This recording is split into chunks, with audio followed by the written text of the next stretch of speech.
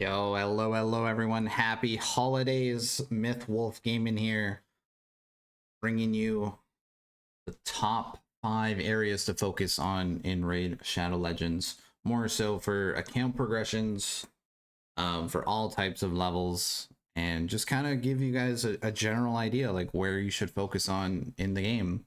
Whether you just started playing last week, or you've been at it for a few months now. Heck, you're been playing longer, than me. So it really doesn't matter. But this game has so much content to it that it can be overwhelming at times. So I think just like going back to the basics and easing into the content I want to bring you guys will be a good start. So let's get right into it.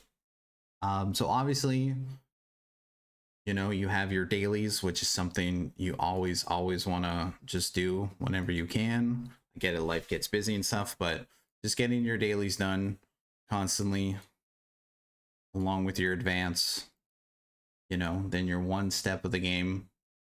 And with that, as long as like you kind of follow your dailies, both like, the dailies and advance, like you'll be able to at least maintain and keep up with everything that's always changing with Raid. So with that, like if you're new, or you still haven't, for example, figured out clan boss, that would be another area to focus on. You want to be able to do top chest UNM. You'd want to get to the point where you can 1 key or 2 key. If you're not quite there, then you want to make sure at least you're working on nightmare, or you're just working your way up. Like clan boss, if anything, is, I understand it could be champ restraint, but you can still make teams that can do brutal and even nightmare, until you get like an unkillable kind of team and you have those key champs to work on UNM. Like clan boss is something you want to work on because it's free loot that essentially you want, right? Like like sacred shards are valued at like $20 a pop. So like getting one of those, you wake up, open that chest, it's like, damn, all right, I made $20 today, in pixel money, but hey. So clan boss for sure, definitely start with there. There's also a clan boss guru, Deadwood Jedi. I will link his website in the description below, and you can just kind of browse through there. There's so much amazing info on there that would be a good place to start if you're still struggling with clan boss itself. So going from there, clan boss, very key area of the game just to get free loot and to be able to keep up with so much things, but we'll just keep it simple for now. From there though, you want to go into your factions. Now factions, it's not like an overnight thing. Most of this game, it's not an overnight thing. It's a very long-term grindy kind of game, and that is exactly what faction is. Factions is going to take some champs, that you acquire throughout the time of playing the game, and your long-term goal is working towards Lydia, who's probably one of the best champs in the game. And I mean, she's just gorgeous as well. Like she's the queen, just like Mithrala, like amazing champ. So factions is something you want to do daily, and even if you aren't able to clear all them in 3-star, just make your way up and make sure you're just doing them daily. You want to farm the materials that you can get from them. The glyphs are very important down the line if you're someone that likes to have goals and do missions and stuff. The glyphs are very handy long term. These missions are grindy, but it is something nice to work towards down the line, because Arbiter is a very great champ to help in your arenas and stuff.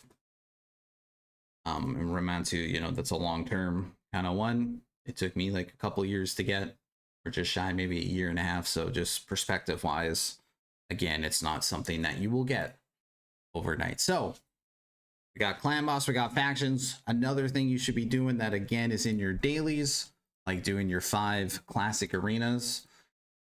again, should just be farming these all the time, you know, like unless you're like a brand new player, everyone should be in gold 5. They like maybe a year or so ago they changed arenas and how they work and just made them way more easier to do and to farm. So you just kind of want to do those as much as you can, essentially, because you will take those gold medals, you'll go to the Great Hall and you'll upgrade those. I mean, I still haven't maxed mine and been playing for just over 2 years now.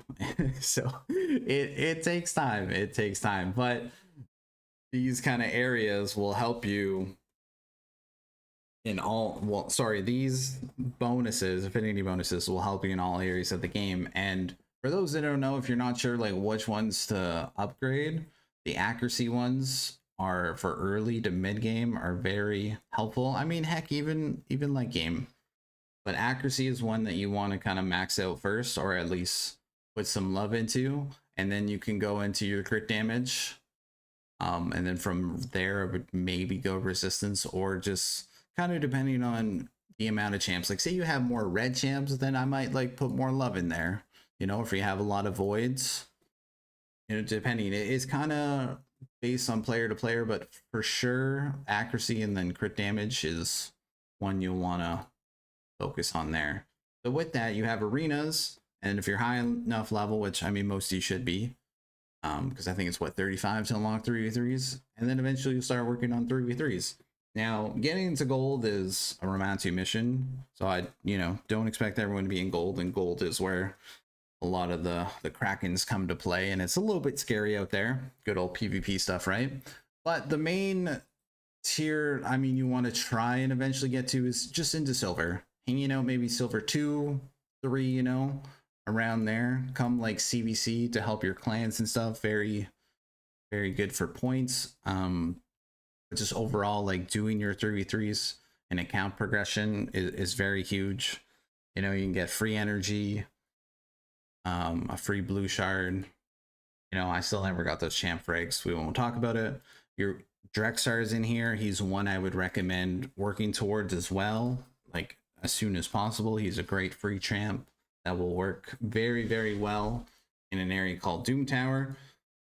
And then when you do get to silver, always grabbing these accessories here is very handy. And then gold, you know, options are obviously really nice, but it is hard and more of a late game to get in there. But yeah, speaking of Drexar and Doom Tower, that is the 4th area. So we got clan boss factions, arenas 3v3s, and then Doom Tower. Now, I always recommend each rotation. I'm not sure what level you're at or, you know, where you're at in the game, but always just starting on hard, even if it's the first 10 floors. Because what you want to do is you want to use your silver keys on the hard Doom Tower floors. And the reason because of that is where you'll get not just epic materials, but you'll get Lego materials. The legendary materials that you will go back into the forge and make your free gear, which again is probably your best odds anyway at getting the sets. Well, obviously the sets that you want, but more so it's the substats, right? But we won't go too far into that. I'm sure we'll have a future video about forging and just more in-depth stuff. I just wanted to give you guys a quick little overview of where to focus, because there's such good loot and free loot, especially if you're trying to play more free to play. It is very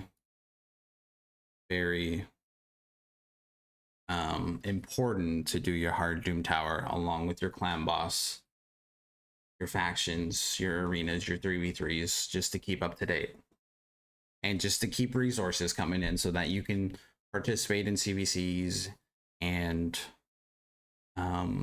you know, potentially fusions as well, right? So you have to be good at managing resources, which I will have a future video on that as well, so be sure to stay tuned to that. But back to the things. The 5th one, which is more late game, is your Hydra. Hydra is really important.